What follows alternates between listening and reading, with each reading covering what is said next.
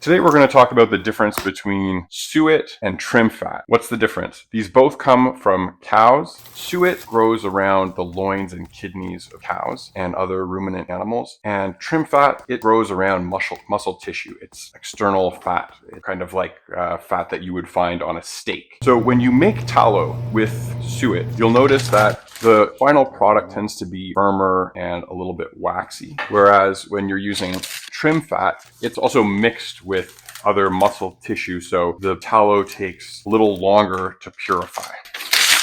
Suet also usually has a milder smell compared to trim fat, whereas trim fat can smell a bit stronger, especially after you're finished rendering it into tallow. Suet tends to be more shelf stable when you turn it into a tallow. The tallow is pure and has fewer impurities, whereas trim fat, it can be a bit less stable depending on how you filter it.